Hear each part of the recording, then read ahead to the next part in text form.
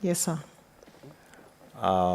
And we understand that you said that the governor accused the nominated members that they got their nominations from the blanket. Yes, Is sir. it? Yes. Could it be true that could that one have formed the basis of you supporting other elected members to impeach the governor? That actually, Honorable Chair, Honorable Senators, is not in it is not in our motion. I was just using that illustration to lay a background. And I remember it is the council who had asked me whether I have interacted with the Honorable Governor earlier. So that was actually to just lay a background, but it also surfaced again on the 19th of October when she told this to one of us, the Honorable Frinda Naito, in my hearing, Honorable Senator. My last question. Yes, sir. Is there a point whereby the Meru MCAs have demanded money from the governor? Not that I am aware of. Thank you. Thank you. Council? Yes, Chair. I wanted to point out that we have not conducted our re-exam, and actually the cross-examination has lasted way longer than the examination in chief. Yeah, that's what we have noticed, unfortunately. Yes. But we shall manage time better. Yes, so take your chance now. Yes, humbly, Chair, I request that you give us a bit more of time so that we can respond to all the issues that were raised in cross-exam. You were asked whether those insults against the female nominated MCAs form part of the motion. To the best of your knowledge, are these insults a part of a wider vilification campaign against leaders? Yes, because evidently when you tell a nominated MCA that they have been given their seat through, under the blankets, that is vilification at its best, Honorable Chair. The governor put in her response to the impeachment motion tabled before this House. Have you had an opportunity to look at that response by the governor? Yes. Now, this issue of gender has been raised by the governor herself in paragraphs 3, 11, 12, 13, 14, and 15. What is your response to the fear that the gender card is being used against the governor when you consider that the governor herself raises this issue in her response to the motion? Council, I think the governor would be very insincere. She's not sincere in saying that we have come this far because she's a woman and because she is a woman, and it would be really very insincere because the issues that we have been raising have nothing really to do with they have nothing to do with whether the accused is a female or a male. They are serious violations of law. What issues in the motion Council, I don't want to look like I'm denying you time, yes, but the meaning of what you're going through you want to respond to the issues that were raised by the governor's lawyers during cross-examination. The matter you are I am now well guided. I'm Yes, well guided. the matter you are now prosecuting was an observation by one of the senators. They are not counsels to you. All right. The governor's advocates put it to you that your witness statement does not address any issues that are raised in the impeachment motion. In follow-up, what issues raised in the impeachment motion does your witness statement speak to? They speak to the forceful entrance to the precinct of the assembly. Anything else? That is all that is at the top of my mind right now. All right. You were also asked,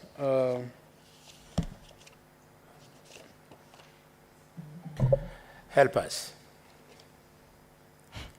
During the alleged forceful entry into the county assembly, it is evident in this hearing that gazettement was there, date was appointed, the governor went there in accordance with the due process. And upon reaching there, the people who broke the law were the MCAs, because they went against standing order number 60, number 24, where they were expected counsel to sit in silence and listen to the governor. Instead, they walked out and started singing. So in this case, who broke the law? Honorable Chair. Help us. Yes, I'm trying to help you, Honorable Chair. Yes. There is what triggered that's an inordinary action by the members of the assembly. You have to consider the full context. What happened that caused the MCAs to react in such a manner? And this witness has actually spoken to that. She has said they were, rather, maybe I could ask the witness to repeat what they were doing and what happened and what made them react that way. Because she has repeated several times that the actions, the inordinary actions of the MCAs were a reaction to a trigger. So she has said that they were in the House electing committee chairs, they heard noises, and then they went out to investigate.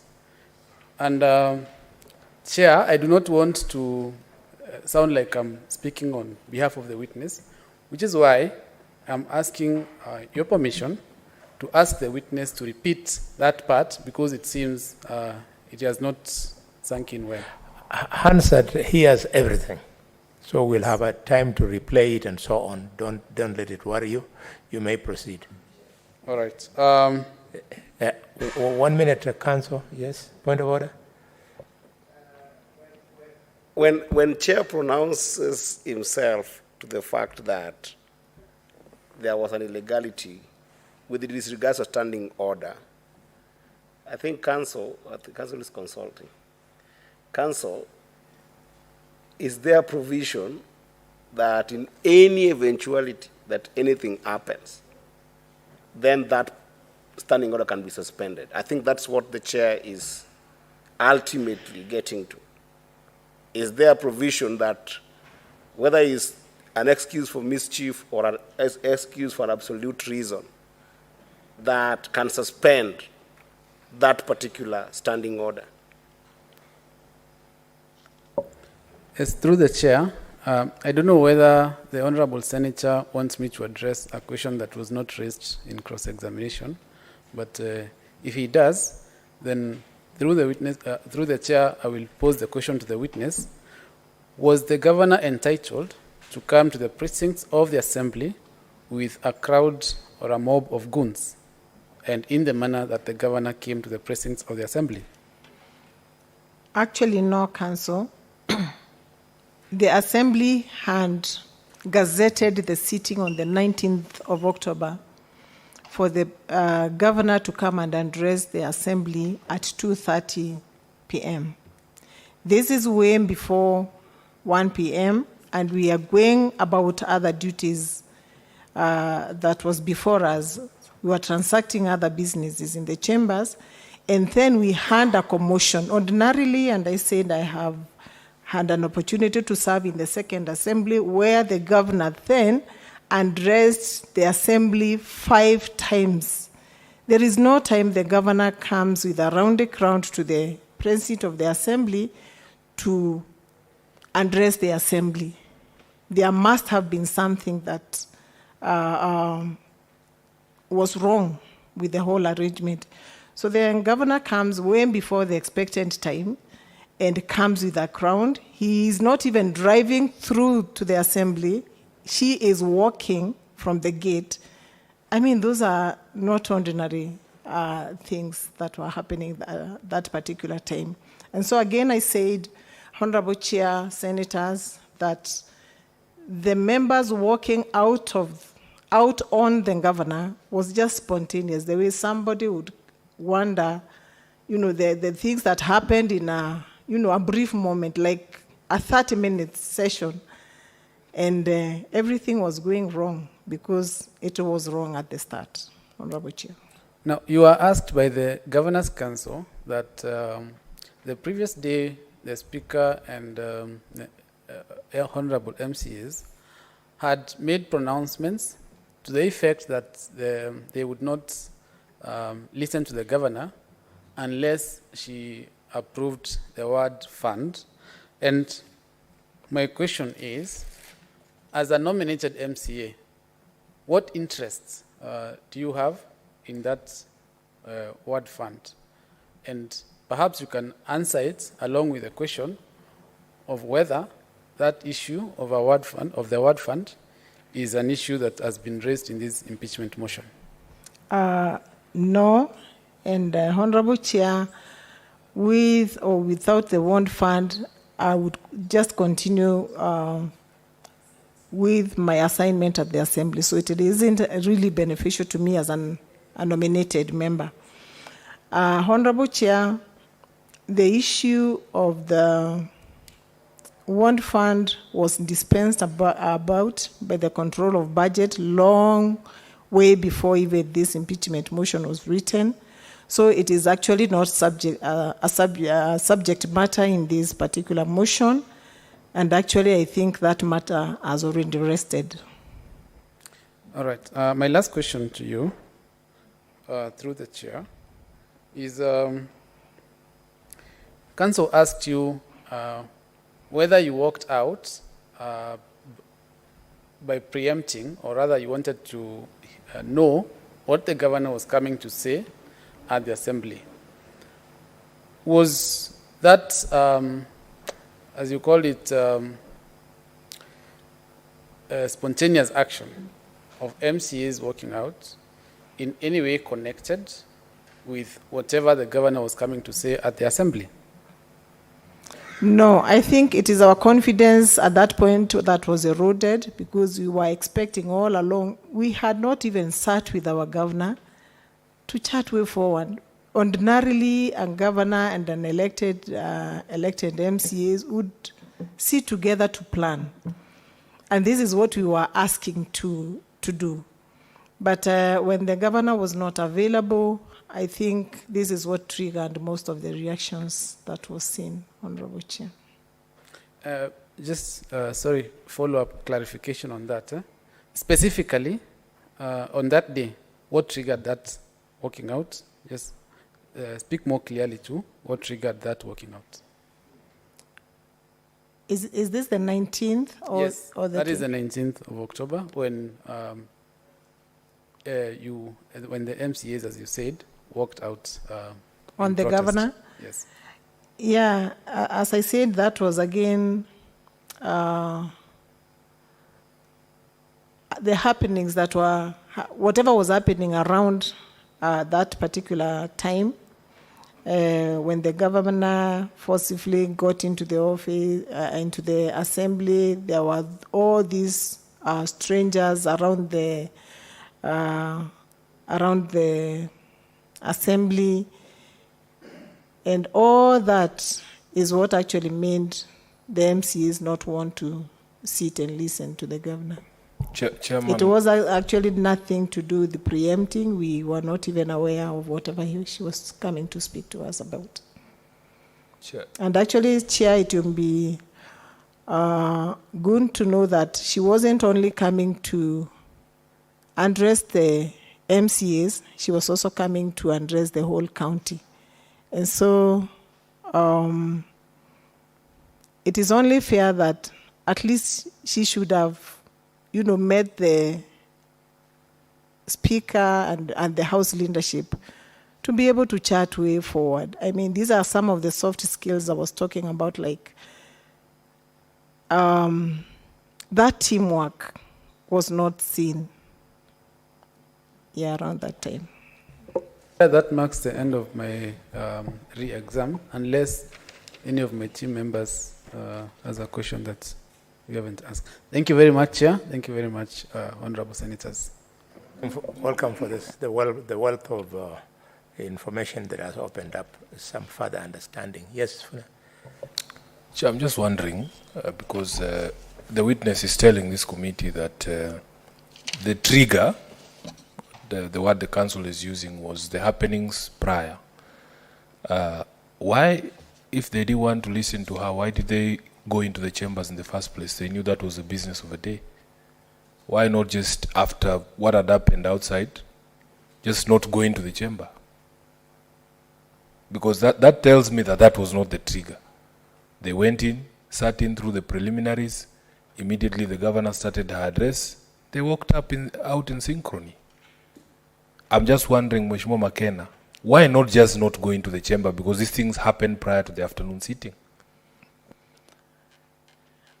Yeah, I think we were all set to go to the chamber at first. And we went to the chambers. But just that trigger of the things that were happening around us is what made us walk out. So it wasn't pre-planned at all, Honorable Chair. Thank you very much. Chair.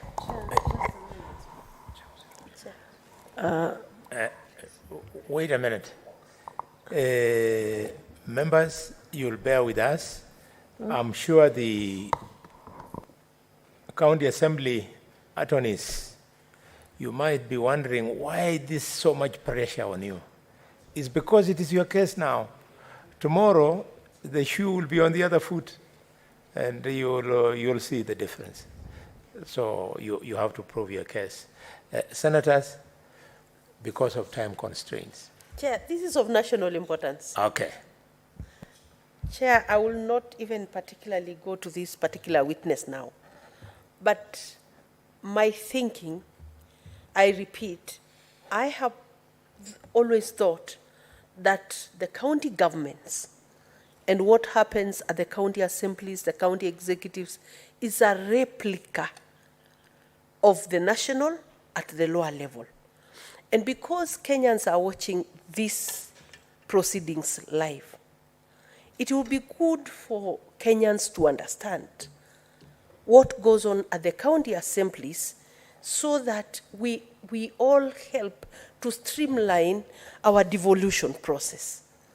Chair, my thinking is that usually at the national, the day the president is coming to give the State of the Nation address is gazetted. And all members will be here. Those, whether of different parties, whether you are of the same persuasion with the president or not, all members will be seated by this time to listen to the president. And although the president will be addressing the nation from parliament precincts, he's actually addressing the whole nation. And so for the governor may be coming to address the county at the county assembly precincts, but yes, the governor is addressing the entire county. So the interest of members of the public will be there. Chair, I just wanted to put that for the record. The point, yes. My Vice Chair. Chair, thank you.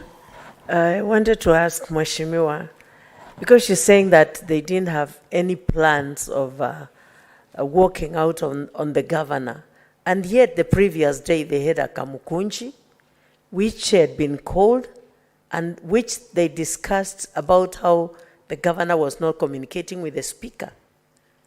And here again, you turn and you say there was no plans of walking on her, and yet you said that triggered the walking out of it. And again, if I say that your communication with the governor when she was the woman rep of Meru, and she did not acknowledge or accept what you requested her to do, is what is pushing you to act like this. Will I be wrong? You probably may not be right, Honorable Senator, Honorable Chair, because this is over 5 years ago. I think we have moved on, so it has nothing to do with that. That one, I used it to lay a background whether I knew the governor prior to now or not. And I said, I was also saying that to give more flesh to what I'm saying, I'm talking about communication, I'm talking about teamwork and all that. Your first question was whether this was not pre-planned. Yes, Honorable Chair, the previous day, that was on the 18th, what happened. But then here again, very quickly, we came back to the assembly, wanting to listen to the government. And you know, we are the ones that had gazetted this particular day. There is no way we would go against our own day. So we came, and we were hoping that things have calmed down and that we are going to listen to the governor, and it's okay, let her address us and all that. But then the conduct of how she came to the assembly again showed us that even her refusal to listen to us and to talk to us and to plan with us was deliberate. That is actually what the reaction was about at that particular time, Honorable Chair. Thank you very much. Since Mr. Kyogora is not in plenary, I can't see him in gallery. You're the only MCA here. Watch out. Standing orders are everything. You better not break your standing orders. One of these days, you will kill each other. In Wajir, people almost died because they didn't want to respect standing orders. In Nakuru, the same. So, in your own interest, respect the standing orders. We stand guided, Honorable Thank you Chair. so much. I now invite you, Council, to bring in the next witness. You are stepped down. Thank you for coming. Next witness. Chair,